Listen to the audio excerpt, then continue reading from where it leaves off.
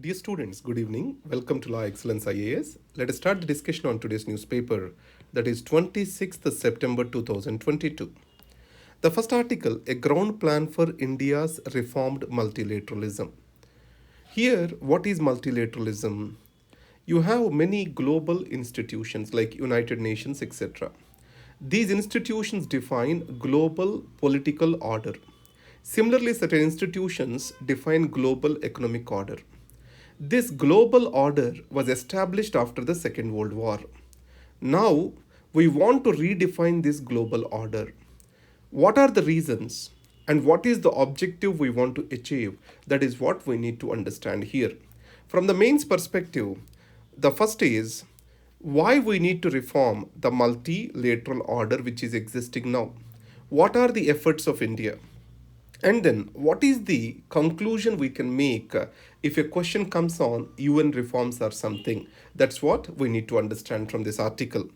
Today, the global south is becoming prominent. The global order has come into existence when the world was having two poles, that is, communist and capitalist poles, consisting of US and Russia, USSR then. Today, there are multiple poles with emergence of China, rise of India, and also global south gaining its voice, and more the developed countries are depending on the developing countries. So that's where the most important point, yesterday's article also we saw rise of global south. Second, COVID-19 pandemic, it has proven to us that the existing multilateral order is unable to handle the challenges the humanity is facing. It is unable to bend developed countries to transfer the technologies to developing countries, or it is unable to provide necessary assurance and supply of vaccines the underdeveloped countries need. It is the developing countries such as India which have come forward to provide for the necessary support. And next, Russia-Ukraine war, many other wars, these are not stopped by UN and its system. And above all, see today, the West is imposing unilateral sanctions. So the United Nations is not taken into confidence. Either it is Iraq war or Afghanistan war, the United Nations sanction was not clear. So in this case, unilateral Western sanctions, they are trying to punish the countries without the United Nations sanction or approval. It means the hegemony is being established. Second, the veto powers are being given to certain countries which are called P5, permanent five countries. This veto power is getting more and more wrongly utilized. You can see India wants to impose sanctions against a terrorist. From Masood Azhar to Mir, the China is vetoing it. So that's where veto power is more used for self-interest rather than maintaining the global order and global peace. So what are the efforts of India? One is India is engaging with G4, Group 4 countries. This Group 4 countries consists of Brazil, Japan, Germany, India. And next is L69 group, more developing and underdeveloped countries, island countries, which are pressing for the reform of United Nations. They formed the L69 group. And finally, why we want this reform? What is the good conclusion we can add? The structural overhaul of existing multilateralism is to ensure accountability of the international institutions and also to increase representation to the changing circumstances. That is the ultimate objective we want to achieve through this. These are the points you need to remember. Next is soft power, the new race every country wants to win. What is soft power? We can define the soft power as like this. That is power of culture, and then attracting through political ideas, political policies. This is what we call as culture. The Hollywood dominance today, it is nothing but soft power. And added to that, India is trying to make its soft power visible through its Bollywood, through its culture, through encouraging tourism, etc. So today, more soft power is playing an important role than the hard power like military. In this, sports play an important role. So there is a study which is conducted by Dongfeng Liu. What the study says is, after China winning the Olympics, what is the international perception among the common people about China? It has become very positive. So the sports play an important instrument or play as an important instrument towards a soft power. So in this context, the rise of India in the sports arena is very much important. So, what are the problems which India is facing, or what are the reasons for the poor performance of India in sports? The first is scant exposure to the children at the school level. So, any sports are discouraged at the school level, and what is encouraged is overemphasis on education and employment in India. Second, there is an obsession with cricket among the elite sections, poor and masses in India. So that's where the focus is not shifting towards the other sports. And infrastructure, financial allocations are very poor. India is spending hardly 3 paise per capita per day on sports, and China is spending close to 6 rupees per capita per day on sports. That clearly shows that how, I mean, almost 200 times we are spending less. So, how to change this particular situation? There is also one more thing: politicization of sports agencies. The political leaders occupy the seats of power in the sports agencies rather than the professionals or sports person. These have to change. Then what to do? Special focus. It means China, United States, they have selected certain sports, and they have created world class infrastructure towards it and ensured the medals in that particular arena.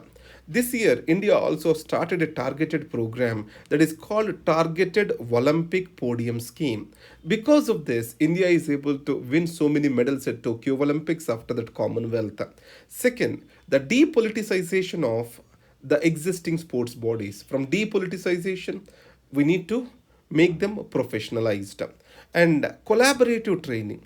Building the training capabilities overnight is not possible. What is the best way to do that is, engage with the institutions which have got good coaches and ecosystem, send our players there and train them, spend resources on that.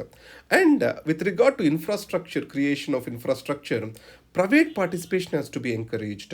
So this private participation, to encourage this, public-private partnership model is already established across the world in sports arena. India can also take up that. These are the points. So, from plus one advantage perspective, Dongfeng Liu's study, how the sports can be an important instrument for soft power, why the sports infrastructure is not working, and what to do. So, these sports related questions are very common in UPSC interview. So, that's why focus on this. India Inc. needs a neurodiverse workplace. What is a neurodiverse workplace over here? Remember, whenever there is diversity, the profitability of a company is increasing. Here, I am giving one case study of McKinsey.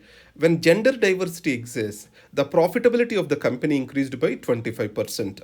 When ethnic diversity exists in a company, profit has increased by 36%. So, protection of diversity is also a good economics.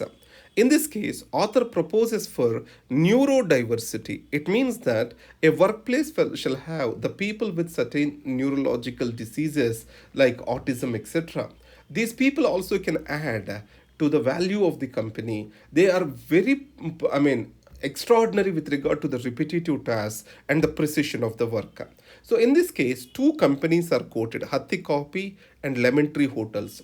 These two have employed the people with neurodegenerative disorders, are the people, and they brought in neurodiversity. This neurodiversity has made them compassionate and also provided them with necessary profitability. That's what the author is trying to say. Midday meal related food poisoning cases at 6-year peak. When Tamil Nadu launched breakfast scheme, we discussed one point. Ensuring the quality is the biggest challenge in the government sponsored food programs. And second is the caste factor, local caste factor is another major dominant problem. Here, how the quality system works is been discussed. The food poisoning is the major problem. And the place where the food is cooked, it is not hygienic. And second, inspection by the authorities is very poor. And added to that, there is no proper reporting of this, and the food poisoning is also not been properly reported. So from the various CAG reports we are going to conclude this. So I am expanding the word called quality in the midday meal program in the context of this various plus one advantage points. Remember, the CAG audit report says that the poor infrastructure exists, unhygienic conditions, irregular licensing, and insufficient inspections, limited reporting. In this case, CAG report from 2015, if we observe, 14,500 schools did not have a kitchen in Madhya Pradesh. Kitchen shed is not there in Madhya Pradesh. And in Chhattisgarh, in the same year, around 8,900 schools, they are being cooked close to bathrooms in unhygienic conditions. And if you go to Himachal Pradesh, the food business operators who are given responsibility to cook the food for the children, they are not being inspected before given permissions. And if you go to Jharkhand, there is no grievance redressal mechanism. And in Gujarat, there is no inspections done due to shortage of the staff. So because of all these factors, the quality of the midday meal program is getting affected. And next is over the top. It is about a draft telecommunication bill of the government. So here, definition of the telecommunication services is changed and it's expanded. Today, if you send a message on WhatsApp, that also comes under a telecom service. So any telecom service can be controlled by the government. So by expanding the definition of telecom service, they want to bring the regulatory environment on every email, on every platform, etc. And second, KYC norms are made in very stringent. It means any email operator, either Gmail, etc., if they are providing a service to a customer, they shall know completely about him. If Twitter is providing a service, they shall know whereabouts of that person. So in this case, social media shall be very stringent and knowing about whom they are providing the service with. And once the identity is known, whenever the government demands for, that identity has to be revealed by these agencies. And third thing is originator. Already this has been done, but anyhow, it is. I'm repeating that. Originator. Let's take a message has been spread across the WhatsApp. What is the first origin of the message? It has to be identified by the agencies. So in this case, what is the argument? So on one side, we have to see any law from the perspectives of rights, privacy of the people, and transparency requirements. In this, the protection of the people and privacy was undermined by the government, and regulation and control were given the primacy. So the intentions of the government are clearly visible when there is no data protection law passed, and then the government mindset has to be changed in these circumstances. Next is violent front. This is about PFI. The arrests are happening recently. Now, I'm going to talk this from the perspective of NGOs as a whole. The very existence of civil society, it comes from the existence of democracy and rule of law. That's why the civil society has to work within the boundaries of the democracy, and it has to use the tools of democracy like dialogue, debate, demonstration, etc. On the other hand, if they are resorting to violence and if they are questioning the state, and if they are developing hatred across the people, those civil societies cannot exist. They will be subjected to the severest state action possible. So, the civil societies shall work within the democratic framework. If they resort to the violence, they will lose legitimacy. So, second, they will be subjected to the state action. Second point is, state when dealing with civil society or hate matter, hate content, hate speeches, they have to treat everyone equal. If the state is showing discrimination that leads to a sense of deprivation across certain communities, that can build hatred towards the state. That can be a reason for the various unwanted consequences which we need to be careful with. And with regard to radicalism, there is nothing called soft radicalism or hard radicalism. Any radicalism can be a threat to our communal harmony. These are the points we need to understand. From Maine's perspective, violence can question the legitimacy of the civil society. So it has to work within the framework of democracy. If it has a problem, it has to solve within the legal framework existing today.